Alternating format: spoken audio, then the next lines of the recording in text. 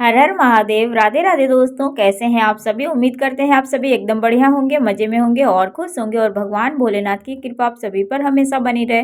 और जो भी भक्त हमेशा भगवान शिव की सच्चे मन से पूजा आराधना करते हैं, भगवान शिव उनकी मनोकामना अवश्य पूर्ण करते हैं। चलिए आप सभी को सुनाते हैं सोमवार की कहानी, जो कि सोमवार व्रत में सुनी जाती है। तो चलिए वीडियो में आगे बने रहिएगा। और अगर हमारी कहानी आप सभी को पसंद आए तो प्लीज़ वीडियो को लाइक आप लोग जरूर से कर दीजिएगा। तो कहानी कुछ इस प्रकार से है। एक नगर में एक सेठ रहता था। उसे धन ऐश्वर्य की कोई कमी न थी। फिर भी वह बहुत दुखी था, क्योंकि उसको कोई संतान नहीं था और वह पुत्र प्राप्ति के लिए प्रत्येक सोमवार को व्रत रखता था तथा पूरी श्रद्धा के साथ शिवालय में जाकर भगवान गौरी शंकर की पूजा किया करता था। उसके भक्ति भाव से दयामयी पार्वती जी द्रवित हो गईं। एक दिन अच्छा अवसर देखकर उन्होंने शंकर जी से विनती की कि हे स्वामी, यह नगर के सेठ आपका परम भक्त है, नियमित रूप से आपका व्रत रखता है और फिर भी पुत्र के अभाव से यह पीड़ित है। कृपया आप इसकी मनोकामनाओं को पूरी करें। दयालु पार्वती की ऐसी इच्छा को सुनकर भगवान शंकर ने कहा, हे पार्वती, यह संसार का कर्म भूमि है। इंसान जो जैसा करता है वैसा ही भरता है। इस साहूकार के भाग्य में पुत्र सुख नहीं है। शंकर के इस इनकार से पार्वती जी निराश नहीं हुई। उन्होंने शंकर जी से तब तक आग्रह करना जारी रखा जब तक कि वो साहूकार को पुत्र सुख देने को तैयार न हो गए।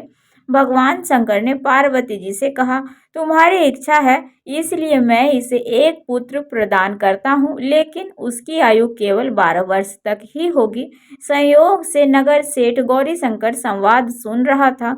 समय आने पर नगर सेठ को सर्व सुख संपन्न पुत्र रत्न की प्राप्ति हुई। सब और खुशियां मनाई गई। नगर सेठ को बधाइयां दी गई, लेकिन नगर सेठ की उदासी में कोई कमी नहीं आई, क्योंकि वह जानता था कि यह पुत्र केवल 12 वर्ष के लिए ही प्राप्त हुआ है। उसके बाद काल इसे मुझसे छीन लेगा। इतने पर भी सेठ ने सोमवार का व्रत और गौरी शंकर का पूजन हवन इत्यादि पहले की तरह ही जारी रखा। जब बालक 11 वर्ष का हो गया तो वह पूर्ण युवा जैसा लगने लगा। फलतः सभी चाहने लगे कि उसका विवाह कर दिया जाए।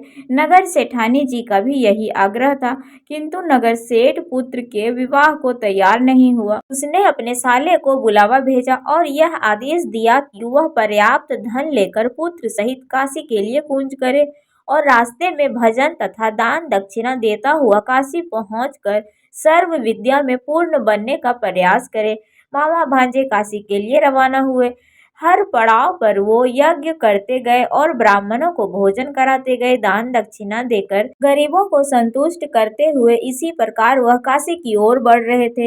एक नगर में उनका पड़ाव पड़ा था और उसी दिन ही नगर के राजा की कन्या का विवाह था। बारात भी आ चुकी थी, किंतु वर पक्ष वाले भयभीत थे, क्योंकि उनका वर एक आंख से काना था। उन्हें एक सुंदर युवक की आवश्यकता थी। गुप्तचरों से राजा को जब सेठ के पुत्र के रूप गुण की चर्चा का पता लगा, तो उन्होंने विवाह का पूरा होने तक लड़का को यादी दूल्हा बनाकर रखेगा, तो वो उन दोनों को बहुत धन देंगे और उनका एहसान भी मानेंगे। नगर सेठ का लड़का इस बात के लिए राजी हो गया। कन्या पक्ष के लोगों ने राजा पुत्री की भाग्य की बहुत ही सराहना करी और उसे इतना सुंदर वर मिला। जब सेठ का पुत्र विदा होने लगा तो उसने राजा की पुत्री की चुनरी पर लिख दिया था कि तुम्हारा विवाह मेरे साथ हुआ है। मैं राजा का लड़का ना होकर नगर सेठ का पुत्र हूँ और विद्या अध्ययन के लिए काशी जा रहा हूँ। राजा का लड़का तो काना है। राजा की लड़की ने अपनी चुनरी पर लिखा हुआ देखा और उसे पढ़ा तो विदा के समय काने लड़के के साथ जाने से इनकार कर दिया और राजा की बारात खाली हाथ लौट गई। नगर सेठ का पुत्र काशी जाकर पूरी श्रद्धा और भक्ति से विद्या अध्ययन में जुट गया। उसके मामा ने यज्ञ और दान पुण्य का काम जारी ही रखा था। जिस दिन लड़का पूरे 12 वर्ष का हो गया, उस दिन भी और दिनों की तरह यज्ञ आदि हो रहे थे। तभी उसकी तबीयत अचानक खराब हुई। वह भवन के अंदर ही कमरे में आकर लेट गया। थोड़ी देर में मामा पूजन करने लगे। उसके बाद उसे लेने आए तो उसने उसे मरा हुआ देख तो अत्यंत दुख हुआ और वह बेहोश हो गया। जब उसे होश आया तो उसने सोचा कि यदि मैं रोया और चिल्लाया तो पूजन में विघ्न पड़ेगा, ब्राह्मण लोग भोजन त्याग कर चल देंगे।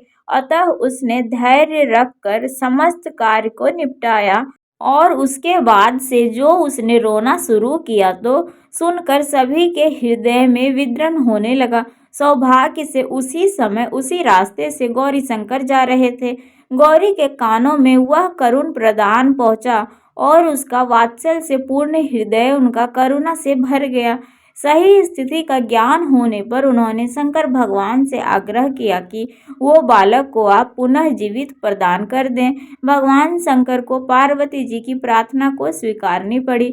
नगर सेठ का इकलौता लाल पुनः जीवित हो गया। शिक्षा समाप्त हो चुकी थी। मामा भांजे दोनों वापिस अपने नगर जाने के लिए रवाना हुए। रास्ते में उन्होंने पहले की तरह दान दक्षिणा देते उसी नगर में पहुंचे जहां राजा की कन्या के साथ लड़के का विवाह हुआ था। तो ससुर ने लड़के को पहचान लिया। अत्यंत आदर सत्कार के साथ उसे महल में ले गए।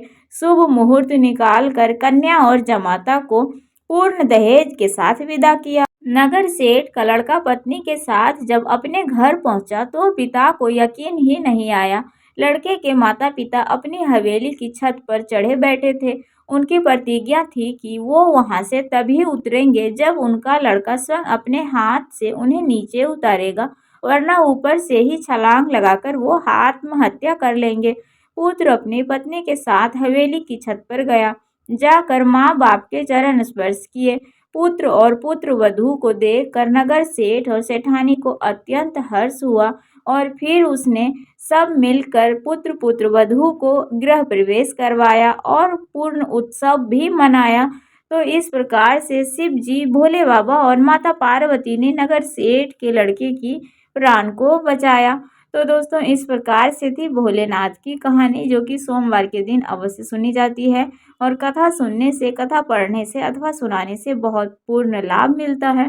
तो दोस्तों अगर ये हमारी कहानी आप सभी को पसंद आई हो तो प्लीज़ मेरे वीडियो को लाइक आप सभी ज़रूर से करें, चैनल को सब्सक्राइब, कमेंट, शेयर ज़रूर करें। तो चलिए दोस्तों मिलते हैं आप सभी से फिर से एक अगले वीडियो में। तब तक के लिए बाय बाय, राधे राधे, हर हर महादेव।